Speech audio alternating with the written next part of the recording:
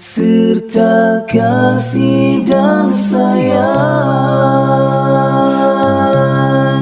Oh ayah, oh ibu, dengarlah rintihan dan luahan hatiku yang dahaga kasih. Jiwaku terasa tersiksa